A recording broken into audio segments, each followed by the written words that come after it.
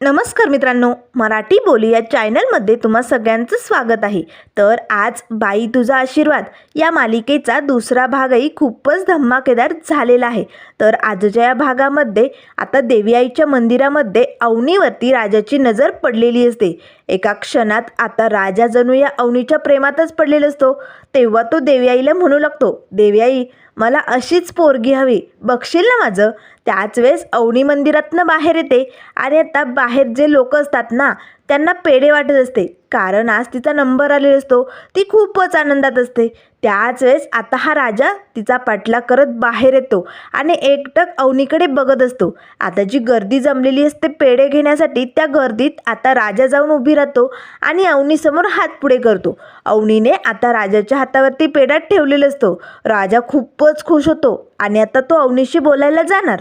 तेच आता त्याला डिस्टर्ब करण्यासाठी त्याच्या गाडी मालकाचा फोन आलेला असतो. आता राजा लगेच बाजूला जातो. हा फोन ना सारखा मध्ये डिस्टर्ब करत असतो. कोण कलमडलंय आता असे म्हणताच राजा फोन उचलतो. तर आता गाडी मालक जे नाना असतात ना त्यांचा फोन आलेला असतो. तेव्हा नाना राजाला म्हणू लागतात, राजा मला लवकरात लवकर माझी गाडी हवी, कुठेस तू गाडी घेऊन ये. त्यावर लगेच आता राजा म्हणू लागतो, नाना जरा दम काढता येत नाही का हो, तुम्ही काय असे मेंटलसारखे का वागायलेत. सांगितलं ना मी आज यशादादाला मुलगी बघण्यासाठी जाणार आहे. आज मुलगी बघण्याचा कार्यक्रम आहे. गाडी मला हवी आहे आणि तुम्ही ना देवी आईचं दर्शनसुद्धा घेऊ देत नाही मला. मी पाया पडत होतो ना, देवी आईकडे काहीतरी मागत होतो ना.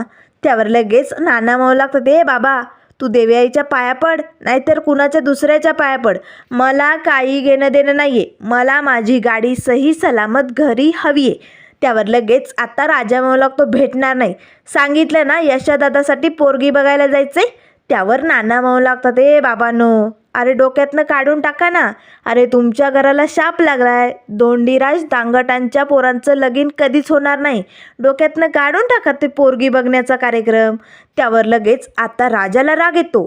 त्यावर राजा म्हणू लागतो, मालक डोक्यात जाऊ नका आणि एक गोष्ट लक्षात ठेवा, तुम्हाला गाडी वन पीसमध्ये पाहिजे ना घरी.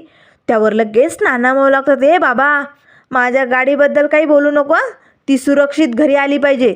तिकडे तू काही पण बघायला जाय, पोरगी बघ नाहीतर काही बी बघ, पण मला माझी गाडी सुरक्षित घरी हवी आहे. त्यावर लगेच राजा म्हणू लागतो, हो ना मग पॉझिटिव्ह बोलायचं नाना, निगेटिव्ह बोलायचं नाही. त्यावर नाना म्हणू लागतात, पण आता हा शेवटचा कार्यक्रम पुन्हा दुसऱ्या कार्यक्रमाला मी गाडी देणार नाही आहे. चल लवकर, बघण्याचा कार्यक्रम झाला की गाडी घेऊन ये. त्यावर लगेच राजा म्हणू लागतो, चालेल असे म्हणताच फोन बंद होतो. त्याच वेळेस राजा म्हणू लागतो, नाना तुमच्या तोंडात साखर पडो आणि हा शेवटचाच कार्यक्रम असो. एकदा का यशादादाला होकार मिळाला की आमच्या घरात बाईचे पाय लागतील. त्याच वेळेस आता राजाचं लक्ष अवनीकडे जातं. पेढे वाटणारी अवनी तिकडनं गायब झालेली असते. अरे बापरे कुठे गेली ती. आता राजा इकडे तिकडे आजूबाजूला बघू लागतो, पण अवनी तर काही कुठे दिसत नाही. तेव्हा लगेच आता राजा देवी आईकडे बघतो आणि म्हणू लागतो, देवी आई अशीच नाही, हीच पोरगी दिली तरी चालेल, मला लय आवडली.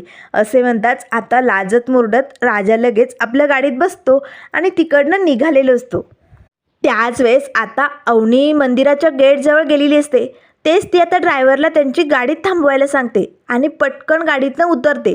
घाईघाईत ती पुन्हा मंदिरात निघालेली असतानाच पाठीमागनं राजाची गाडी येते. आता घाईत असल्यामुळे अवनी आता या गाडीसमोर जाऊन उभी राहते. त्याच वेळेस राजा पटकन ब्रेक दाबतो. आता अवनी मात्र कान पकडून त्याची माफी मागू लागते. हा राजा तर आणखीनच प्रेमात डुबालेला असतो. तो एकटक अवनीकडे बघू लागतो. तेवढ्यात आता मंदिरात एक पालखी आलेली असते. खूप लोक आलेले असतात. अवनी लगेच पटकन त्या पालखीचं दर्शन घेते. त्यावरनंच ही किती गुणी, हुशार आणि मायाळू पोरगी ना हे लगेच राजाच्या लक्षात आलेलं असतं. आता अवनी तिकडनं आतमध्ये जाते आणि दुकानात प्रसाद घेत असते. राजाचं मात्र एकटक तिच्याकडे लक्ष असतं, पण त्याला घाईत जायचं असतं. यशादादाचा बघण्याचा कार्यक्रम असतो ना. राजा आता तिकडनं निघालेलं असतो. तर इकडे घरी मात्र आता यशादादाचं वय झालेलं असतं, त्यामुळे त्याचे पांढरे केस झालेले असतात. आता मात्र जो छोटा धन्या असतो ना तो आता यशादादाचा मेकअप करत असतो. जे पांढरे केस असतात ना ते सगळे एक एक करून उपटून काढत असतो. तेव्हा यशादादा ओरडतो, ए बाबा अरे काय करतोयस, एखादा राहू दे ना पांढरा केस, कोण बघणार आहे एवढं बारीक. त्यावर लगेच आता धन्या म्हणू लागतो, नाही आहे दादा, असं नाही राहायचं ना, अगदी टॅलेंटेड, एकदम असं जवान दिसलं पाहिजे.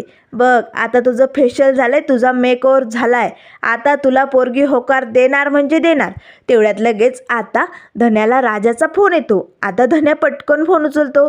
अरे राजा दादा, तू निघालास की नाही? आमची तयारी झाली बरं का. त्यावर राजा म्हणू लागतो, निघलो की. अरे पहिला सिग्नल पार केला आहे मी, म्हणून तर फोन केला आहे. तुमचं फेशियल मेकओव्हर झालं आहे ना, सगळं व्यवस्थित आहे ना तिकडे? त्यावर लगेच धन्या म्हणू लागतो, हो राजा दादा, एक नंबर भारी मेकअप केला आहे. पण राजा दादा, तू मिठाई घेऊन येशील ना? नाही म्हणजे पोरीच्या घरी मिठाई घेऊन जावं लागेल ना. त्यावर लगेच आता राजा म्हणू लागतो, मिठाई? अरे मग जा की दुकानात जाणे घेऊन ये. त्यावर धन्या म्हणू लागतो, राजा दादा, माझ्याकडे पैसे नाहीत रे, मग कसं काय आणणार मी? त्यावर लगेच आता राजा आपले खिसे चापून बघतो, तर त्याच्या खिशातही पैसे नसतात. तेव्हा लगेच आता तो धन्याला म्हणू लागतो, धन्या टेन्शन घेऊ नको. अरे तू एक काम कर, पाल्याची पॅन्ट लटकवेल असेल तिथे, त्यातनं पैसे घे आणि मिठाई घेऊन ये. त्यावर लगेच धन्या घाबरतो, कारण हा पाल्या जरा स्वभावाने रागेट असतो ना. त्यावर लगेच धन्या म्हणू लागतो, राजा दादा, नाही नाही नाही, हा पाल्या दादा मला मारेल, कशासाठी पैसे घेतले खूप सारे प्रश्न विचारेल. नाही नाही नको, मी नाही घेत. त्यावर राजा म्हणू लागतो, धन्या मी सांगतोय ना, थोड्या वेळ ती उसने म्हणून घे, घरी आले की मी त्याचे परत देऊन टाकेल, जा पटकन. त्यावर लगेच आता राजा फोन बंद करतो. तेव्हा यशादादा विचारू लागतो, काय झालं धन्या, काय म्हणत होता? तेव्हा लगेच आता धन्या म्हणू लागतो, कुठे काहीच नाही, मी आलो. आता धन्या पटकन पाल्या दादाच्या खिशातनं पैसे घ्यायला जाणार. तेच हा पाल्या येतो आणि पटकन धन्याचा हात पकडतो. तो माझा खिसा आहे, गॅरेजचं शेटर नाही, कोण बी उघडेल आणि त्यात हात घालेल. कशाला पैसे हवेत तुला, बोल लवकर, लवकरात लवकर सांग. धन्या मात्र घाबरतो आणि तिकडनं बाहेर लगेच पळत सुटतो. तर त्यानंतर इकडे आता धोंडीराज दांगट चहाच्या टपरीवरती चहा पित असतात, म्हणजे राजाचे वडील अण्णा. त्याच वेळेस आता लगेच तिथे चहाच्या टपरीवरती काही लोक येतात. वाह धोंडी अण्णा, मजा आहे तुमची, काम नाही धाम नाही, मस्त चहा ढोसत बसायचं, डोक्याला कसलं बी टेन्शन नाही, 2 रुपये कमवायचे नाही, काय नाही, टेन्शन नाही. त्यावर लगेच आता शेजारील एक व्यक्ती म्हणू लागतो, अहो धोंडी नानाला काय टेन्शन, 4 पोरंही त्यांची कमवती, त्यांना काही कमवायची गरजच नाही. तेवढ्यात आता राजाची गाडी तिकडे आलेली असते. राजा मात्र आपल्या अण्णांकडे बघू लागतो आणि तिकडनं निघून जातो. त्याच वेळेस आता तिथले लोक हसू लागतात, अरे बापरे धोंडी अण्णा, तुमची पोरं तर तुम्हाला ओळख बी दाखवत नाही, हा गाडीतनं गेलेला तुमचाच पोरगा आहे ना. त्याच वेळेस गाडी रिटर्न वापस मागे आलेली असते. आता लगेच राजा अण्णांजवळ येऊन थांबतो, गाडीतनं उतरतो आणि लगेच आता चहाच्या टपरीवरती येऊन चहा पिऊ लागतो. त्याच वेळेस आता तो अण्णांकडे जातो आणि म्हणू लागतो, अण्णा घरच्या चहाची आणि इथल्या चहाची चव सारखीच आहे, मग इथे चहा ढोसत बसायची काय गरज आहे? आज यशादादाला पोरगी बघण्याचा कार्यक्रम आहे, तुम्हाला माहिती आहे ना, मग इथे का थांबला तुम्ही? त्यावर लगेच आता तिथे दत्त्या काका आलेला असतो. आता जो पेपर वाचत असतो तेव्हा लगेच आता तो राजाला म्हणू लागतो, तुझ्या बापाला ना बोलण्याची अक्कल ना वागण्याची अक्कल, त्याला कोण पोरगी देणार आहे? सून म्हणून तुमच्या घरात कुठल्याही पोरीचं पाऊल पडणार नाही, असे म्हणताच आता सगळे लोक हसू लागतात. राजाला खूपच राग येतो. तेव्हा राजा म्हणू लागतो, हो तुला एवढी अक्कल आहे बोलायची वागायची, अरे मग तू चल आमच्याबरोबर आणि सांग लोकांना यांच्या घरात सून म्हणून पोरगी द्या, लई चांगला आहे आमचा यशदादा, हुशार आहे, एकदम भारी वागतो तो सगळ्यांशी, चल ना सांग ना तू, म्हणजे लोक पोरगी देतील, चल लवकर. त्यावर लगेच दत्त्या काका म्हणू लागतो, माझा काय संबंध, मी कशाला येऊ तुमच्यासारखं भीक मागायला? त्यावर लगेच आता राजा म्हणू लागतो, काय संबंध, अरे काका आहेस ना तू माझा, अरे मग चल की आमच्याबरोबर, आमचा भल्याचा विचार कर. त्यावर लगेच दत्त्या म्हणू लागतो, तुमच्या भल्याचा विचार तुमच्या बापाला जमणार नाही, अजूनही सांग तुझ्या बापाला, भाऊ बहिणीला हिनवू नको, त्यांच्या वाट्याचं जे काही असेल त्यांना देऊन टाक, नाहीतर लय भोगावं लागेल, अजूनही वेळ गेले नाही आहे. तुझ्या बापाला सांग त्या पेपरवर अंगठा दे, ते घर आमच्या नावावर कर आणि तुम्ही जा की फॉरेनला निघून, मस्त मजा करा तिकडे. त्यावर लगेच आता राजा म्हणू लागतो, ते माझ्या बापाचं घर आहे, त्यावरती नजर टाकायची ना, लक्षात ठेव. त्यावर लगेच दत्त्या म्हणू लागतो, हाय ना मग भोगा, तुमच्या वाट्याला जे आलंय ना ते तुम्हीच भोगायचं, उगाच त्यात मला मध्ये ओढू नका. आणि तुमच्या घराला शाप लागलेला आहे, त्यामुळे लोकांनी तुमचं अन्न पाणी बंद केलंय गावातलं, त्यामुळे आता हे पोरी बघण्याचे कार्यक्रम आहे ना ते बंद करा. कोण बी पोरगी देणार नाही. बाईचा आशीर्वाद कधी बी लागणार नाही तुमच्या घराला. आता राजाला राग येतो. राजा लगेच आता या काकाजवळ येतो आणि मला लागतो माझ्याबद्दल, माझ्या बापाबद्दल आणि माझ्या भावांबद्दल काय बी बोलायचं नाही. त्यावर लगेच दत्त्या काका म्हणू लागतो बोलणार. मी जे काही बोलतो ना ते खरंच बोलतो. अरे हा तुझा बाप, त्याला काय बी कवडीची अक्कल नाही. बायकोला मारून जेलमध्ये जाऊन राहिलेला माणूस आहे हा. आता मात्र राजाला खूपच राग येतो. राजा लगेच या दत्त्या काकाची कॉलर पकडतो. माझ्या अण्णांना खुनी बोलायचं नाही. ते माझे वडील आहेत एवढं लक्षात ठेव, नाहीतर तुझा गळा दाबून मारून टाकेल तुला. त्यावर लगेच दत्त्या घाबरतो आणि म्हणू लागतो बाबा, तुझ्या बापाने तुझ्या आईला मारलं तसं आता तू मला मारून जेलमध्ये जातो की काय? हे बघ असं काही करू नको, मी काका आहे तुझा. त्यावर लगेच आता राजा म्हणू लागतो हाय ना काका, मग काकासारखं राहायचं, डोक्यात जायचं नाही. पुन्हा जर असा काही बोलला ना तर बघ तुझा गेम झालाच म्हणून समज. आता मात्र दत्त्या घाबरतो आणि तिकडनं पळ काढतो. त्याच वेळेस आता बाजूला गाडीच्या आड लपून दत्त्या आता राजाकडे बघत असतो. राजा खिशातनं पैसे काढतो आणि चहावाल्या काकांना पैसे देतो. तिकडनं निघालेले असतो. त्याच वेळेस आता अण्णा म्हणू लागतात माझ्या वडापावचे आणि चहाचे पैसे कोण देणार? त्यावर लगेच आता राजा मात्र अण्णांकडे बघतो. हो, तुमचे पैसे मी द्यायचे? एवढं समजा खाऊन पैसे आम्ही देत बसायचे ना? त्यावर लगेच अण्णा म्हणू लागतात देतोयस ना पैसे का माझाही गळा पकडणार आहे? त्यावर लगेच राजा म्हणू लागतो नाही अण्णा, तुमचा गळा पकडून कसं चालेल? तुम्ही माझे वडील आहात ना. तुम्ही आमच्यासाठी किती काय काय केलं, रात्रंदिवस झटलेत ना आमच्यासाठी, म्हणून तुमच्यासाठी आम्ही काय बी करू शकत नाही. हो, देवारात तुम्हाला बसू शकतो, तुमची पूजा करू शकतो, तुम्हाला नैवेद्य भरू शकतो. थांबा, तुम्हाला ना नैवेद्यच भरवतो गोडाचा. आता राजा लगेच तिथे टपरीत ज्या काही बरण्या असतात ना त्यातली मिठाई घेतो आणि लगेच अण्णांच्या तोंडात कोंबतो. खा मिठाई खा, तुम्ही ना आयुष्यभर आमचं भलं कधीच करणार नाही, आमच्यासाठी कधी बी धावत येणार नाही. काका एवढा बोलला, एक शब्द दोन ठिकाणी बोलले नाही तुम्ही. इथे वडापाव खात बसलेत. खा, कधी बी आमच्या सुखासाठी येऊ नका तुम्ही, असे म्हणत राजा तिकडनं निघालेला असतो. तर इकडे अवनी आता आपल्या घरी आलेली असते. तिचे आई, भाऊ सगळ्यांना खूप आनंद झालेला असतो. पण तिचे वडील मात्र बिझनेसमध्ये खूप बिझी असतात. ती खूप श्रीमंत घरची पोर असते. त्याच वेळेस अवनी आता आपलं गोल्ड मेडल आपल्या बाबांना दाखवण्यासाठी घाईतच घरात येते. पण तिचे बाबा तिच्याकडे न बघता फोनवरती बोलतच आता वरती निघून जातात. अवनी नाराज होते. बघ ना आई, बाबांना ना माझ्यासाठी वेळच नाही आहे. तेवढ्यात लगेच आता तिचे बाबा खाली येतात आणि फोनवरती बोलत असतात. आजच्या सगळ्या मीटिंग्स वगैरे सगळं काही कॅन्सल करा, आजचा दिवस फक्त माझ्या मुलीसाठी आहे. आता मात्र अवनीला खूपच आनंद होतो. अवनी पटकन आपल्या बाबांना घट्ट मिठी मारते. बाबा हे बघा मला काय भेटलंय, गोल्ड मेडल भेटलंय. त्यावर लगेच तिचे बाबा खुश होतात. वा अवनी बेटा, तू करून दाखवला? त्यावर अवनी म्हणू लागते हो, आज मी टॉप आले बाबा. आणि तिकडे काय मजा आली, तुम्ही नव्हता बाबा तिकडे. मला अवॉर्ड भेटला ना तेव्हा मी भाषण ठोकलं पुढे जाऊन. त्यावर लगेच तिचे बाबा म्हणू लागतात हो. तेव्हा अवनी म्हणू लागते तुम्ही बसा, मी दाखवते. आता जसं तिकडे अवॉर्ड भेटल्यानंतर तिने भाषण केलेलं असतं ते सगळे काही क्षण आता पुन्हा ती बाबांसमोर उभे करते. आता जसं तिने भाषण केलेलं असतं ती बाबांना करून दाखवते. सगळेजण आता जोरजोरात टाळ्या वाजवतात. त्याच वेळेस अवनी म्हणू लागते बाबा सगळे होते तिकडे, खूप आनंदाचा क्षण होता, पण तुम्ही पाहिजे होता तिकडे. आता तिचे बाबा लगेच अवनीकडे बघू लागतात. तर इकडे घरी आता पाल्या मात्र धन्यावरती भडकलेला असतो. बोल कशासाठी पैसे हवेत? तेव्हा लगेच धन्या धावतच यशादादाजवळ येतो. त्यावर पाल्या म्हणू लागतो यशा, बोल लवकर, पैसे कशाला हवे होते, लवकरात लवकर सांगा. तेवढ्यात आता या राजाची एंट्री घरीच झालेली असते. आता यशादादाला यशा म्हटल्यामुळे राजाला खूपच राग येतो. तेव्हा लगेच चुटकी वाजवत बोर्ड दाखवत राजा आता पाल्याला म्हणू लागतो यशा दादा म्हणायचं. मी आणि हा यशा दादा तुझ्यापेक्षा मोठं आहोत, तू 3 नंबरचा एवढं लक्षात ठेव. त्यामुळे काय म्हणायचं, यशा दादा, आम्ही मोठे आहोत दोघंजणं, माहिती आहे ना? त्यावर लगेच आता पाल्या म्हणू लागतो त्याचं ठीक आहे, त्याला मी दादा म्हणू शकतो, पण तुला का म्हणू मी दादा? नाही म्हणणार, चल जा. त्याच वेळेस आता राजा म्हणू लागतो ठीक आहे, त्याला म्हटलं ना ते मला पोचलं, मला दादा म्हणायची गरज नाही, पण त्याला म्हटलंच पाहिजे. त्यावर लगेच आता पाल्या म्हणू लागतो पण पैसे कशाला हवे होते ते सांग. माझे पैसे का घेत होता तुम्ही? त्यावर लगेच धन्या म्हणू लागतो, मिठाई आणायची होती. राजादादाने सांगितलं होतं मला. आता पाल्याला खूपच राग येतो. काय मिठाई? दरवेळेस या पोरगी बघण्याच्या कार्यक्रमाला मिठाई का घ्यायची? आपले ना पैसे संपत चालले या मिठाईबाई.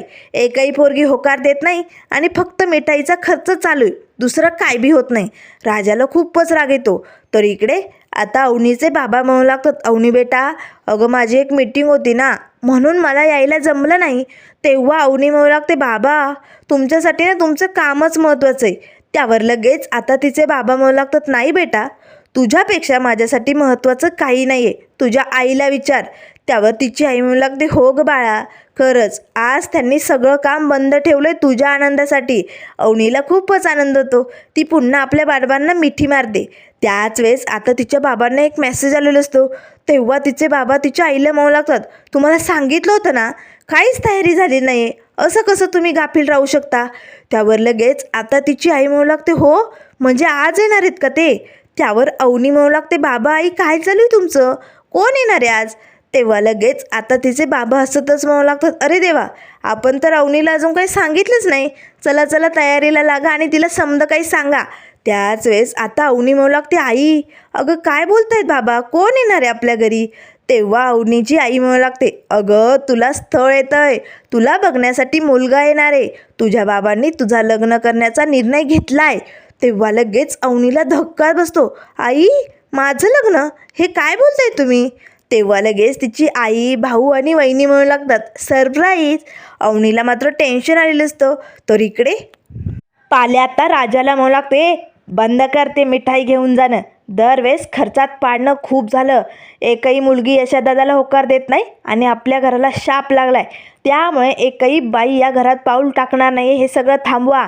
आता राजाला खूपच राग येतो. तेव्हा राजा जोरदार दिशी पाल्याच्या कानाखाली ओढतोय, बाहेरचे लोक हेच बोलतायत, ती सुलवात ते आपल्याला शाप देऊन गेली आणि तू तेच बोलायलाय. निगेटिव्ह बोलायचं नाही, पॉझिटिव्ह बोलायचं नाही तर थोबाड फोडेल. आता या पाल्यालाही खूपच राग आलेला असतो. पाल्यानेही राजाच्या कानाखाली ओढलेली असते, पॉझिटिव्ह बोलायचं आहे. अरे मग का होकार येत नाही? आता तर मी चॅलेंज देतो. यावेळेसही आता यशादादाला नकारच भेटणार आहे. बघ, चॅलेंज दिलं. आता राजाला खूपच राग येतो. दोघांमध्ये भांडणं जुंपलेली असते. घरातल्या वस्तू इकडनं तिकडनं तोडफोड चालू असते. एकमेकांना मारण्याचं काम दोघांचं चालू असतं. यशादादा दोघांचं भांडण सोडण्याचा प्रयत्न करू लागतो, पण दोघे हार मानायला तयार नसतात. जोराची भांडणं इथे आता सुरूच झालेली असते. तर इकडे आता अवनी आपल्या बाबांजवळ येते, बाबा एवढ्या लवकर मला लग्न नाही करायचंय, मला शिकायचंय. तेव्हा तिचे बाबा म्हणू लागतात, अगं शिक की मग फॉरेनला जाऊन. त्याच वेळेस तिची आई म्हणू लागते, काय बोलताय तुम्ही? त्यावर तिचे बाबा म्हणू लागतात, हो, जो मुलगा विरारीला बघायला येतोय ना, तो कॅनडाला असतोय. तो खूप मोठा बिझनेसमॅन आहे, एकदम हुशार टॉप लेवलची माणसं आहे आणि म्हणूनच मी अवनीसाठी हे स्थळ सुचवलंय. अवनीला जेवढं शिकायचंय तेवढे तो फॉरेनला शिकवेल की, मग शिक की तू आरामात. त्यावर अवनी म्हणू लागते, पण बाबा एवढ्या लवकर मला लग्नाचा विचार नाही करायचा आहे, मला खूप शिकायचं आहे हो, माझं स्वप्न पूर्ण करायचं आहे. त्यावर तिचे बाबा म्हणू लागतात, अवनी तुझ्या मनात दुसरं कोणी नाही आहे ना? तेव्हा अवनी म्हणू लागते, नाही बाबा असं काही नाही आहे. पण त्याच वेळेस तिचे बाबा म्हणू लागतात, हे बघ, आजवर मी कुठलाही निर्णय चुकीचा घेतलेला नाही आहे. तुझ्या बाबतीत मी जे काही निर्णय घेतो ते अगदी बरोबर असतात. हवं तर तुझ्या आईला विचार. त्याच वेळेस अवनी आपल्या दादाजवळ जाते, दादा तू तरी समजावणार आहे बाबांना, माझ्यासाठी स्थळ का आणतायत ते? त्यावर तिचा दादा म्हणू लागतात, अवनी अगं पहिलं स्थळ आलं म्हटलं लगेच जमलं असं नसतं ग, स्थळं येतच राहतात. आता तिच्या बाबांना खूपच राग येतो. तेव्हा लगेच ते ओरडतच म्हणू लागतात, काय चालू आहे तुझं महेश? त्यावर महेश म्हणू लागतो, सॉरी, म्हणजे अवनी लग्न जमवू शकतं, आता जे होईल ते बघूया. तर आता इकडे यशादादाने दोघांची भांडणं थांबवलेली असतात. अरे काय चालू आहे तुम्हा दोघांचं? आपलं आडनाव दांगट आहे, दणगट नाही. एकमेकांना सारखं मारत असतात, हुंदडत असतात. उचला त्या वस्तू. आता लगेच राजात ज्या तोडफोड केलेल्या वस्तू असतात, खाली पडलेल्या असतात, त्या उचलून ठेवू लागतो. त्यावर पाल्या म्हणू लागतो, काय चुकीचं बोललो मी? जे काय बोलतो ना ते अगदी बरोबरच आहे.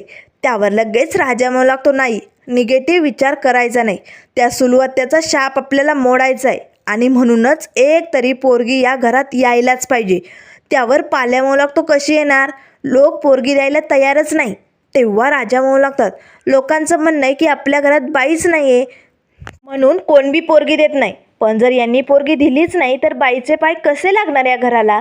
तर त्यानंतर मित्रांनो पुढील भागामध्ये आपल्याला बघायला मिळेल. इथे आता स्थळ बघायला येणार म्हटल्यानंतर अवनी खूप छान नटलेली असते, साडी घातलेली असते.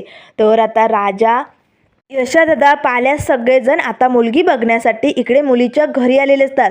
तर आता ती मुलगी दुसरी तिसरी कोणी नसून अवनीच असते. तर आता मात्र हे स्थळ यशोदासाठीच असणार का? पुढे अवनी आणि राजाची भेट कशी होणार, अवनी राजाच्या प्रेमात कशी पडणार, काय काय होणार हे बघायला खूपच मज्जा येणार. त्यामुळे मित्रांनो अशाच मालिकेंच्या अपडेट पाहण्यासाठी चॅनलला लाईक करा, सबस्क्राईब करा. व्हिडिओ पाहिल्याबद्दल